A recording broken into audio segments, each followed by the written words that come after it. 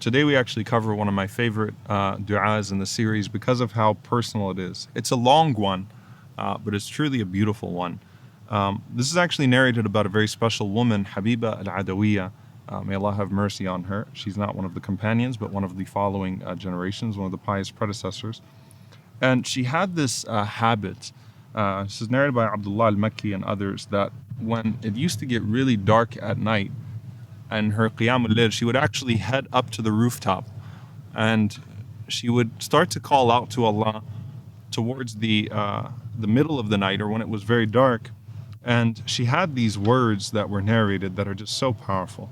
She says, Ilahi, غارت النجوم ونامت العيون وغلقت الملوك أبوابها وبابك مفتوح وخلا كل حبيب بحبيبه وهذا مقامي بين يديك. So she says, O Allah, O my Lord, the stars have vanished, غارت النجوم ونامت العيون, and the eyes have slept, وغلقت الملوك أبوابها, and the kings have locked their doors, وبابك مفتوح, but your door remains open, وخلا كل حبيب بحبيبه, and every lover has found privacy with their beloved, وهذا مقامي بين يديك, and here I am standing before you.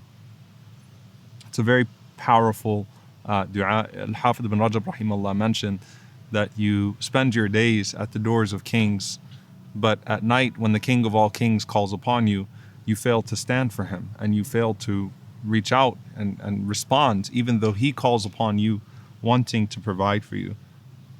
When the night would pass and she would continue to pray, as the night would finish and as Fajr would come in, she continued with her dua, and she ended her night with this powerful supplication, and she said, Allahumma wa hadha al-laylu qad adbara wa hadha an-naharu qad asfara. Oh Allah, there goes the night departing and here goes the day brightening. And she said, wa ya layta shi'ri, and oh how much, oh how I wish to know, fa layta shi'ri hal qabbilta minni laylati fa ahna, have you accepted this night from me so that I may congratulate myself? Am radattaha alayya fa'a'za, or have you rejected it from me so that I may extend myself condolences? And she continues and she says, فَوَعِزَّتِكَ لَهَذَا دَأْبِي وَدَأْبُكَ أَبَدًا مَا أَبْقَيْتَنِي وَعِزَّتُكَ لَوْ انْتَهَرْتَنِي مَا بَرِحْتُ مِنْ بَابِكَ ولا وقع في قلبي غير جودك وكرمك. She said that after obviously saying that if you accepted this night, then I will celebrate, and if you rejected this night, then I would extend to myself condolences. By your might, this is my commitment for as long as you keep me alive. By your might, even if you scold me, I will never leave your door, nor will anything but your generosity and your grace be felt in my heart. This is a powerful way of combining the conversation that you have with Allah subhanahu wa ta'ala, which has to be driven out of hope to have that type of a personal call with Allah.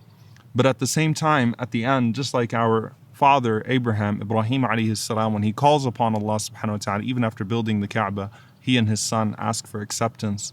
And this is the perfect combination of hope and fear here, that she called upon Allah with the most beautiful personal supplication, but as the night fled, she asked Allah subhanahu wa ta'ala, if you accept this from me, I will celebrate, and if you turned it away from me, then I will extend myself condolences, but at the same time, I will keep on trying. Nothing will ever keep me away from your door, and nothing will fill my heart except for your grace and your love. So I'll keep on trying.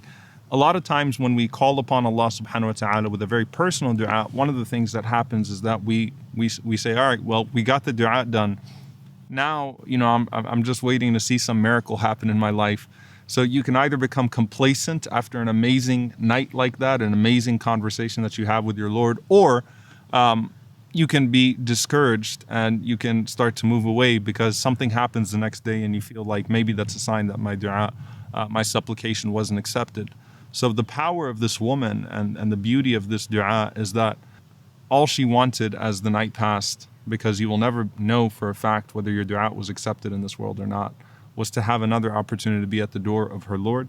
May Allah subhanahu wa ta'ala never turn us away from his door, and may Allah allow us to always be amongst those that call upon Him and that knock at that door until we are finally greeted by Him and welcomed by Him in the hereafter into His gardens. Allahumma ameen. Jazakumullahu khairan. See you all next time, inshallah. Wassalamu alaikum wa rahmatullahi wa barakatuh.